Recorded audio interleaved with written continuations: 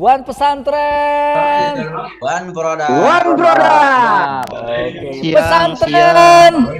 Juara. Juara. Dan juara. Bir. Allah. Biasa. Baik Bapak Ibu sekalian, alhamdulillah kita sudah menjelang sore hari. Oh, siang hari maksudnya. Sudah mau azan zuhur. Nah, Bapak Ibu sekalian, Ibu sudah mendapatkan penjelasan, sudah diskusi bareng nih dengan teman-teman yang lainnya berkaitan tentang role model pesantren yang ada di Darut Tauhid dan ilmu yang ada di Darut Tauhid akan Bapak Ibu praktekkan di pesantren masing-masing Bapak dan Ibu sekalian. Nah, baik Bapak Ibu sekalian, boleh kita sharing-sharing dulu nih. Oke, boleh semuanya di-on-kan videonya, yang tidak memungkinkan tidak apa-apa, di-off-kan saja. Oke, Bapak Ibu sekalian, kita terdiri tadi kurang lebih ada 8 kelompok. Yang itu terdiri dari A1 sampai D2 Bapak Ibu sekalian. Nah, Bapak Ibu sekalian, saya kasih kesempatan bagi Bapak dan Ibu yang mau men-sharingkan nih apa yang sudah didapatkan dari yang sudah dibahas di pertemuan tadi Bapak Ibu sekalian. Perwakilan dulu nih, kita mulai dari kelas A1. A1 dulu, A1. Satu-satu ya perwakilannya. A1, kemudian nanti A2 dan seterusnya. Oke, A1 ada A1. Oke, sepertinya belum bergabung. Oh, sudah. Kang Asep Yunan. Assalamualaikum Kang Asep. Ya, waalaikumsalam.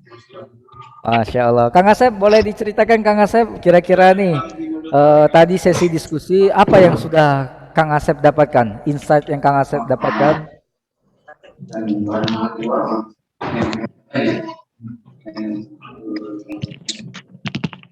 Ya, dari diskusi tadi yang saya dapatkan,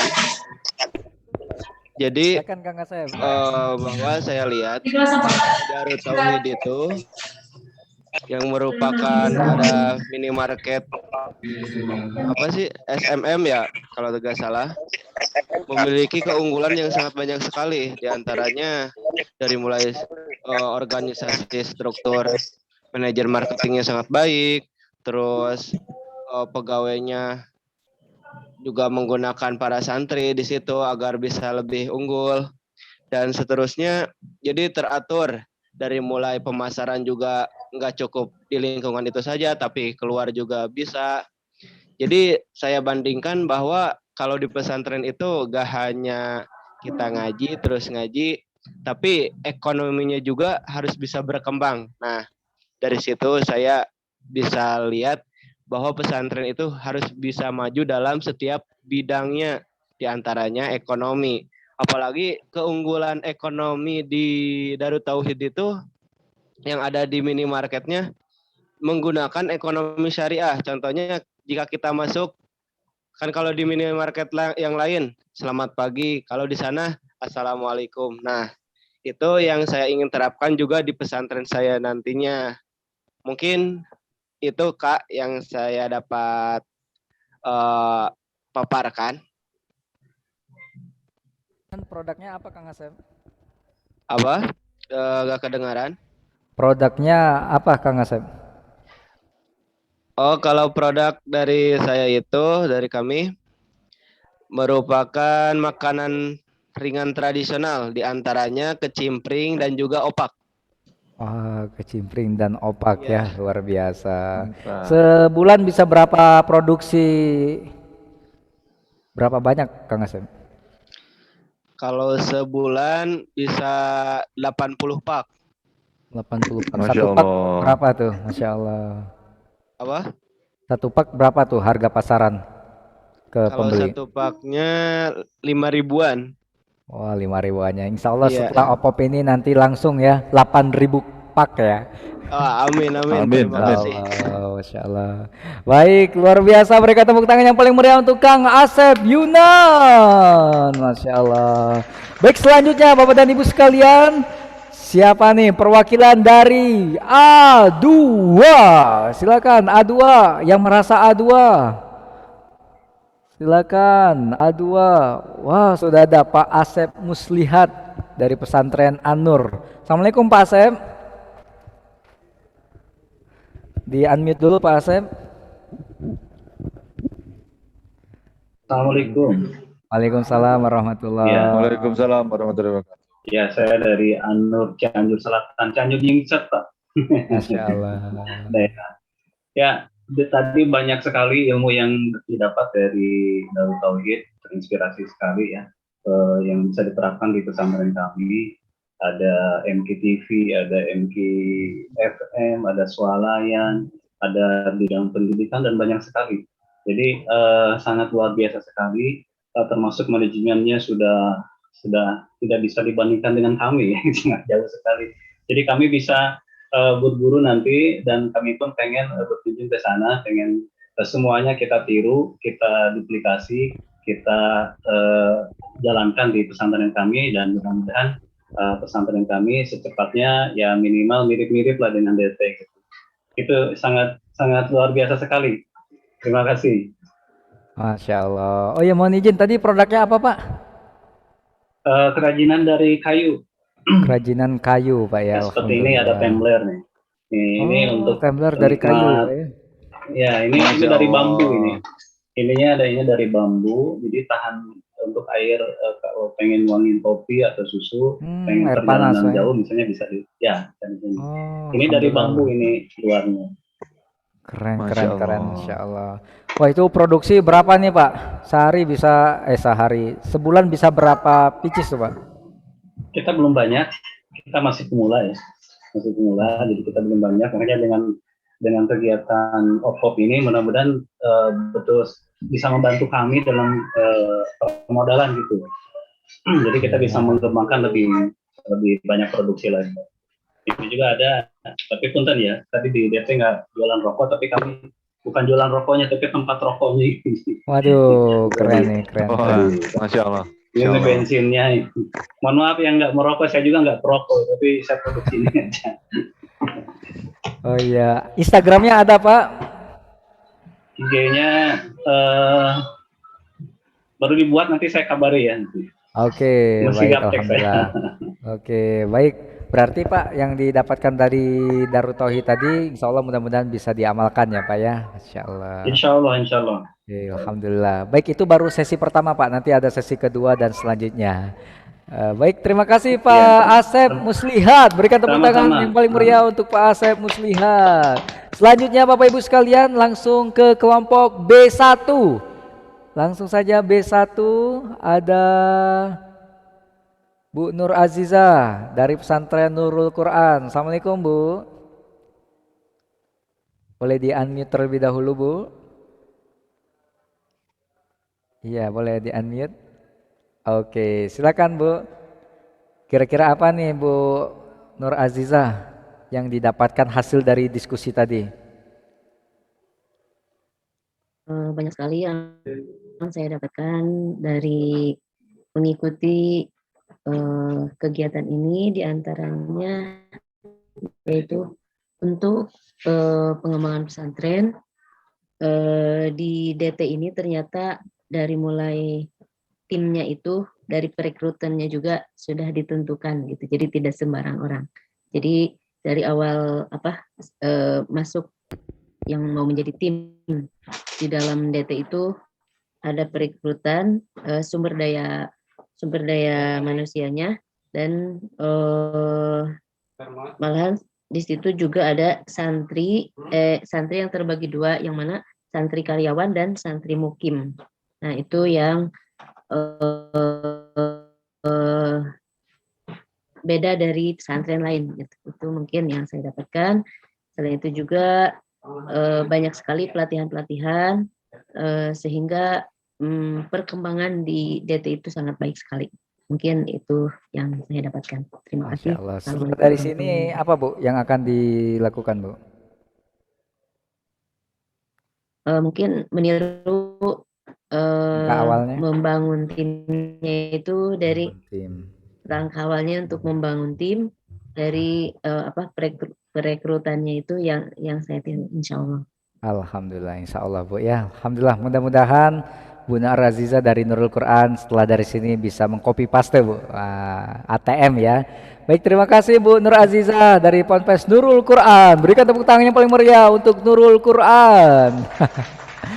Baik Bapak Ibu sekalian, intinya ATM Bapak Ibu, amati, tiru, modifikasi. Dan selanjutnya B2 yaitu ada Tehana Sirojul Huda. Silakan Tehana. Di unmute terlebih dahulu Teh. Di unmute terlebih dulu Teh. Ya, kira-kira Teh apa ya tadi yang sudah didapatkan insight-nya dan apa yang mau dilakukan secara garis besarnya dari sisi sales dan marketingnya? Ya, dari Darul Tauhid ini visinya sudah sangat jelas ya. Zikir, fikir, dan ikhtiar. Zikirnya tauhid kita harus kuat, fikirnya ilmu kita harus luas, ikhtiarnya kita harus berwirausaha untuk menopang kemandirian kita di dunia ini.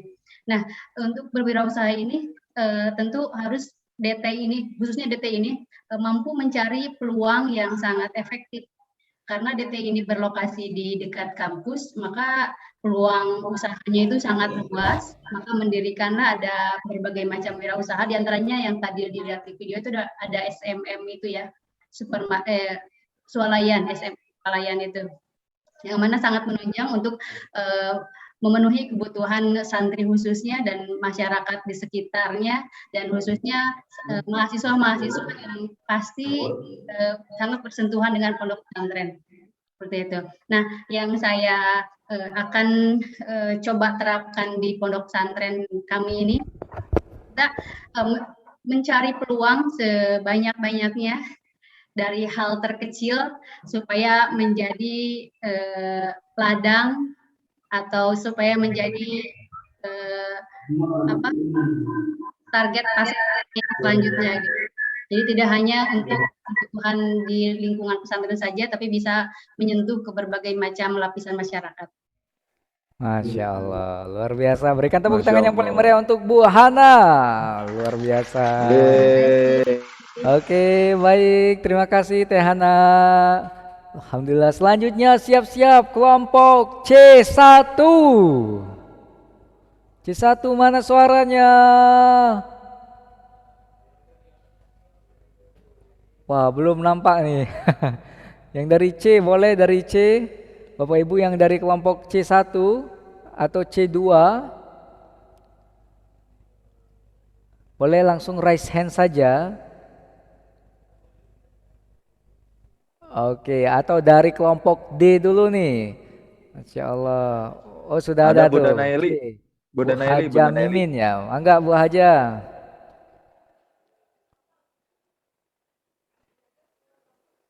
Assalamualaikum Bu Haja Mimin.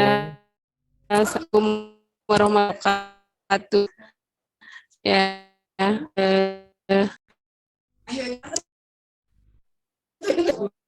Mohon izin Bu, suara saya terdengar jelas Bu. iya. Iya kedengar. Suara Ibu kurang terdengar jelas Bu. Halo. Iya, sepertinya lagi jaringan. Oke, baik. Kita beralih ke yang lainnya, mohon izin. Ya, boleh silakan Bu Sri Rahayu atau Teh Sri Rahayu Miftahul Muta'alimat. Silakan Teh. Ya, bismillahirrahmanirrahim. Assalamualaikum warahmatullahi wabarakatuh. Saya Sri Rahayu dari Pondok Pesantren Miftahul Mukalimat Babakan Ciwaringin Cirebon. Yang didapatkan langsung saja ya Kang.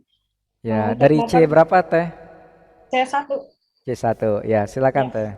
Nah, yang didapatkan bahwasanya ternyata pesantren itu banyak PR-nya. Nah, terus pesantren itu bukan hanya ngaji, tetapi juga harus pintar berwirausaha untuk kemandirian pesantren dan bisa bermanfaat untuk masyarakat sekitar.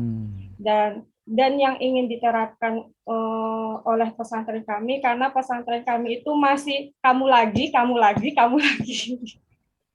begitu Sistem, kan? ya. Iya, heeh. Jadi untuk berwirausaha kamu lagi, untuk yayasan kamu lagi, dan untuk ini itu kamu lagi. Nah, yang ingin saya terapkan yang pertama itu memisahkan antara pondok ya pondok, kopontren ya kopontren begitu. Itu yang jadi PR banget buat pesantren kami. Karena kalau misalkan cuma satu orang yang membina itu ya nggak bakalan berkembang. Jadi harus Betul. ada, ini harus siapa, ini harus siapa, ini harus siapa. Begitu mungkin yang bisa saya sampaikan, kurang lebihnya. Terima Oke. kasih. Wassalamualaikum warahmatullahi wabarakatuh. Waalaikumsalam warahmatullahi wabarakatuh. Tunggu dulu Bu. Waalaikumsalam warahmatullahi Kira-kira Bu, dari sisi marketing dan sellingnya Bu, apa yang sudah didapatkan insight-nya? Untuk marketing dan sellingnya itu kembali lagi harus inovatif dan kreatif. Kita tidak hanya offline saja, tapi online juga. Tadi sudah disampaikan harus e-commerce juga, kita harus menyelam ke dunia e-commerce juga. Instagram juga harus Instagram juga gitu. Jadi pintunya bukan hanya satu. Kalau misalkan pintu satu ketutup, kita punya pintu banyak. Pintu Oke, banyak berarti yang nanti lainnya. mencoba untuk masuk ke ranah online Bu ya. Iya, Kalau alhamdulillah. selama ini Betul, sudah betul. mulai online belum Bu? Sudah, Oh, sudah, alhamdulillah. alhamdulillah. Tapi kekurangannya kita untuk online itu hanya busana muslim saja. Kalau untuk selain busana muslim belum. Karena kita masih berbentuknya kantin mau menuju minimarket. Mohon doanya. Amin. Masya Amin, Allah. amin ya rabbal alamin. Baik, berikan tepuk tangan yang paling meriah untuk Bu Sri Rahayu. Luar biasa. Baik, selanjutnya kelompok C2. C2 silakan. Scale up kedua. Angkat tangan C2, raise hand. Wah, itu dengan Bu Naji mungkin ya. Oh, Bu Naili. Boleh Bu Naili. Bunda Naili C2.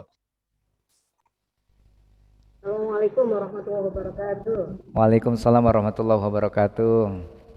Alhamdulillah senang sekali tadi sudah mengikuti gambaran dari Pondok Pesantren Darut Tauhid. Alhamdulillah. Sebenarnya semua pesantren bisa seperti beliau, tapi manakala pendukungnya lengkap seperti beliau juga. Karena memang selama ini yang menjadi kendala kami itu kan begini Pak, pola pikir ya, mohon maaf dari SDM rata-rata itu di pesantren itu merasa bahwa rezeki itu dari Allah yang nyukupi. Jadi untuk membangun pola pikir bahwa pesantren pun harus mandiri, harus berdikari, harus berkarya itu butuh proses yang agak panjang. Sehingga ketika ada kegiatan bagaimana perekonomian di pesantren berjalan, itu memang tidak semudah ketika kita ngajarin ngaji lah istilahnya ya, ngajarin kitab. Membangun fondasi mereka tentang butuhnya juga santri paham teknologi, paham perekonomian itu tidak mudah. Karenanya melalui OPOP ini kami berharap Bapak pesantren itu banyak keahlian ya. Jadi kami di pesantren kami misalnya yang males ngaji harus punya keahlian lain. Jadi ada yang pintar masak, kemudian kita kolaborasi dengan tim masak lah istilahnya untuk produk makanan. Atau yang males ngaji, dia sukanya mancing, ya sudah ngelola ikan misalnya. Jadi kita melihat kecenderungan dari anak-anak santri. Itu Bapak. Nah, di sini yang kami kendala sebenarnya adalah kalau kita ingin meniru Darut Tauhid, satu adalah dana Bapak. Jadi itu yang untuk menindaklanjuti sekian keahlian anak itu ternyata tidak mudah, tidak hanya sekedar pelatihan. Kalau pelatihan keahlian dimiliki tidak dilanjutkan dengan follow up real ya, itu ya hilang begitu saja. Kemudian yang kedua adalah SDM yang dalam wilayah kejujuran. Ini yang saya sebenarnya ingin belajar betul dari Tauhid, seperti apa membentuk SDM yang benar-benar bisa dipercaya ketika mengelola sekian usaha. Karena saya yakin manajemen ada betul, tetapi tetap di situ bisa berjalan ketika SDM itu memang memiliki dasar jujur ya, istilahnya dasar yang baik. Basicnya adalah dia memang layak untuk dipercaya. Nah ini yang kami ingin belajar juga, yang nantinya mungkin pesantren lain juga terkendala di sini. Jadi bagaimana SDM itu benar-benar berkualitas dan bisa dipercaya, sehingga kiai ataupun pimpinan pesantren itu cukup memanage dari atas dan sistem bisa berjalan. Karena kalau manajemen itu ada tetapi SDM-nya tidak layak, ya sama saja. Bisa didengar Bapak suaranya? Waduh, saya Bisa, Bu, bisa. Baik. Terdengar Bu, jelas Bu. Oke, baik, luar biasa Ibu Naili. Tapi perlu jadi catatan juga Bu, Darut Tauhid bisa kita lihat saat ini sudah sistem jadi, bangunan megah, tanah berhektar-hektar, itu bukan berawal dari dana Bu, bukan berawal dari bantuan pemerintah juga, bukan berawal dari banyaknya uang Agim, bukan Bu. Bahkan DT juga mulai dari nol, satu catatannya. Kedua, orang-orang di Darut Tauhid kalau berbicara SDM, apakah semua sudah kompeten, sudah berkualitas? Tidak juga Bu. Kita juga dirintis AAG mengajarkan learning by doing. Selagi Anda dikasih amanah, Anda harus amanah. Amanah berarti memberikan yang terbaik. Nah, AAG merintis itu, memulai itu dari nol. Dan Bapak Ibu sekalian, Darut Tauhid bisa jadi seperti ini karena AAG langsung terjun ke bawah. AAG ikut langsung memonitoring, meeting dulu. Dulu jadwal AA Bu, kalau sebelum jadi saat ini itu padat sekali. Padatnya selain dari ceramah, meeting untuk menyamakan frekuensi. Sampai suatu halnya jadi seperti sekarang, sudah jarang turun gunung. Sudah jadi, sudah menerima saja. Karena apa? Sistemnya sudah berjalan. Tapi untuk awalan itu yang butuh proses.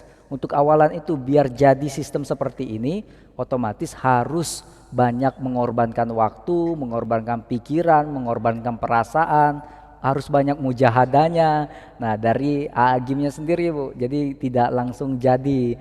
Nah, jadi Bapak Ibu sekalian, Bapak Ibu jika melihat 30 tahun Darut Tauhid seperti ini, ya wajar karena Darut Tauhid sudah 30 tahunan, sudah lama Bapak Ibu sekalian. Dan AAGIM langsung turun gunung, langsung mengkontrolling, langsung memanage strateginya seperti apa dan sebagainya. Nah, ini Bapak Ibu sekalian, jadi jangan sampai ada mental block yang muncul di dalam pikiran kita bahwa kita tidak akan bisa maju kalau tanpa dana, kita tidak bisa maju kalau tanpa SDM yang berkompeten, kita tidak akan bisa maju kalau tanpa sumber-sumber yang lainnya. Tidak begitu Bapak Ibu sekalian. Kita akan maju. Ya Bapak Ibu sekalian, baik, luar biasa Ibu Naili, alhamdulillah, mudah-mudahan bisnis kita makin berkembang lagi Bapak Ibu sekalian. Ya, selanjutnya baik Bapak Ibu untuk C2. Berikan tepuk tangan dulu yang paling meriah. Insyaallah. Tadi C1. Oh, tadi C2 ya Bu Naili ya? Sekarang C2 tadi. Oke, sekarang C1, boleh C1. Oh, D1. D1, maaf. D1. Iya, D1. Jam makan siang. Jam makan siang bener ini. Sudah mulai kurang fokus nih Bu. Iya, luar biasa. Wah, ada Pak Lupianto, Masya Allah. Jadi Pak Lupianto ini Bapak Ibu sekalian omsetnya sudah 600 juta per bulan. Wah, dahsyat. Assalamualaikum Pak Lupi. Di-unmute dulu Pak. Waalaikumsalam warahmatullahi wabarakatuh. Masya Allah, Pak Lupi kan sudah omsetnya udah banyak nih, udah ratusan juta. Nah, kira-kira Pak Lupi kan, saya rasa Pak Lupi juga sudah ada sistem nih. Nah, dari Darut Tauhid Bapak Ibu, Pak Lupi, kira-kira apa nih yang bisa Pak Lupi ambil, kemudian Pak Lupi bisa sharingkan kepada teman-teman dan boleh dikolaborasikan dengan pengalaman Pak Lupi. Mangga Pak Lupi. Alhamdulillah, mengikuti tadi diskusi dari sejarah atau mungkin perjalanan dari Darut Tauhid tadi, alhamdulillah sangat banyak menginspirasi bagi saya.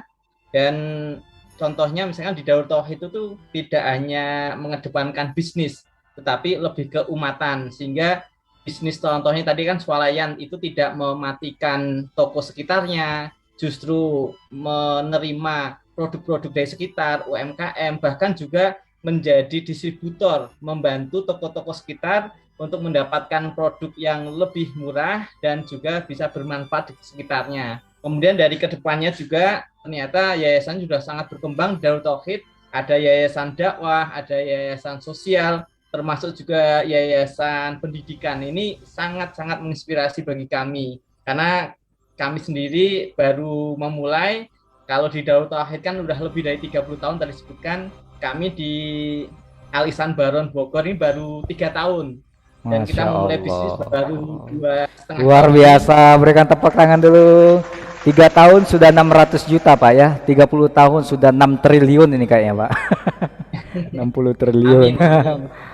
Mangga Pak, lanjut Pak. Ya, jadi kedepannya kami akan membuka untuk koperasi pesantren, kemudian juga untuk yayasan dakwah, karena kita baru ada yayasan pendidikan SMP dan SMA. Jadi ini kita baru mau jalan 3 tahun, baru ada SMP dan SMA, dan mungkin kedepannya ada perguruan tinggi kedepannya pengennya. Tapi mau nggak mau tetap harus mendongkrak dari usaha Yun ini, karena saya sepenuhnya untuk usaha ini akan saya fokuskan untuk keumatan, dalamnya adalah untuk membesarkan pondok pesantren gitu. Jadi dengan adanya OPOP ini dan dari penjelasan yang luar biasa dari Darut Tauhid ini, pendiri-pendiri yang sangat luar biasa, tulus dalam rangka untuk mengabdi ke umat, ini sangat-sangat luar biasa, sangat menginspirasi. Mudah-mudahan tim kami di Bogor bisa mengikuti jejak-jejak para pendiri Darut Tauhid yang sangat luar biasa. Luar biasa.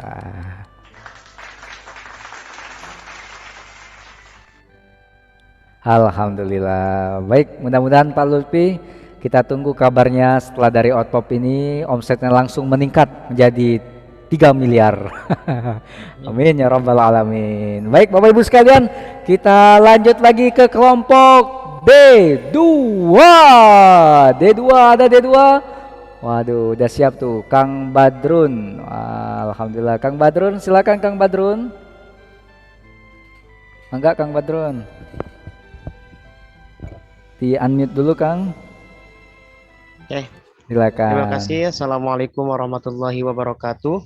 Waalaikumsalam warahmatullahi wabarakatuh. Tapi sebelumnya ingin mengklarifikasi, saya dari D1 ya Pak ya. Oh ya D1 ya Kang. Ya, tim Dari saya ya kelompok- Pak. D1 udah ya berarti.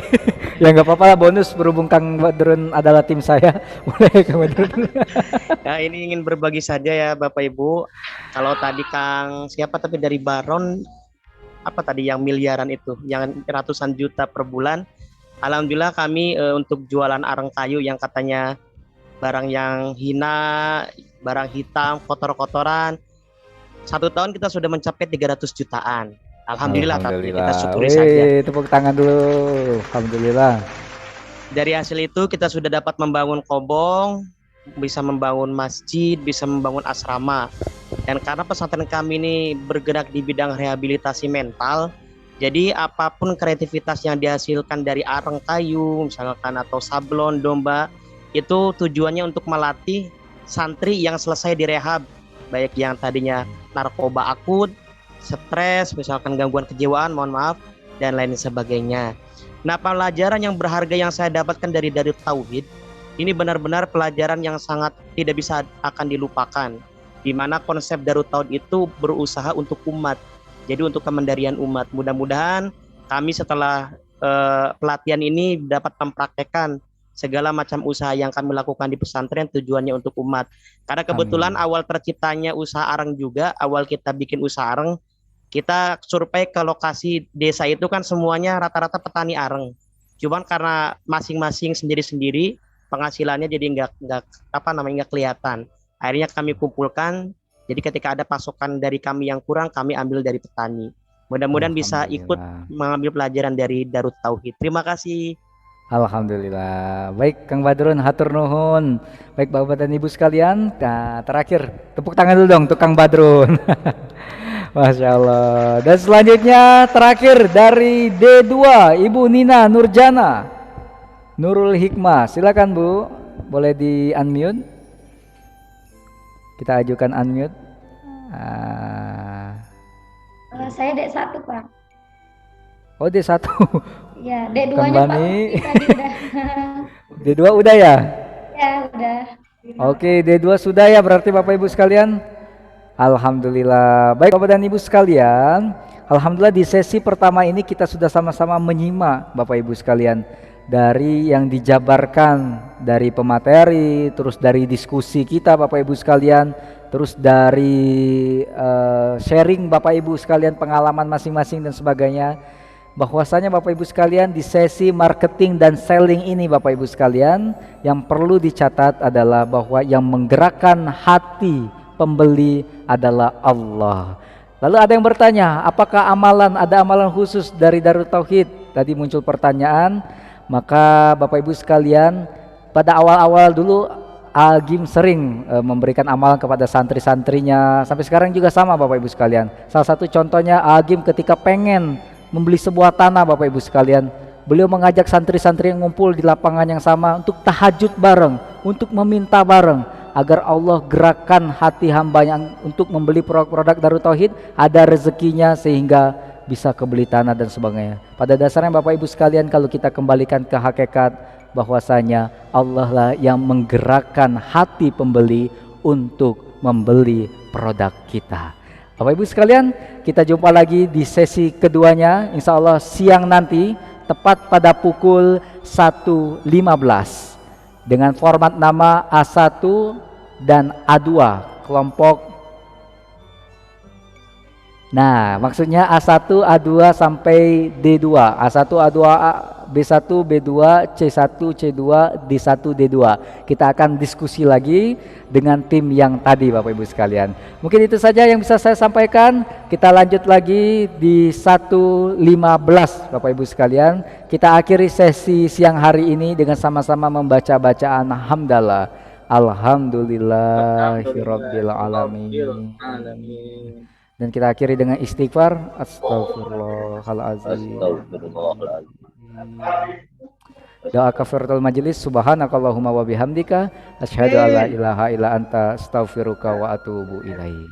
Terima kasih Bapak Ibu sekalian. Assalamualaikum warahmatullahi wabarakatuh. Waalaikumsalam warahmatullahi wabarakatuh.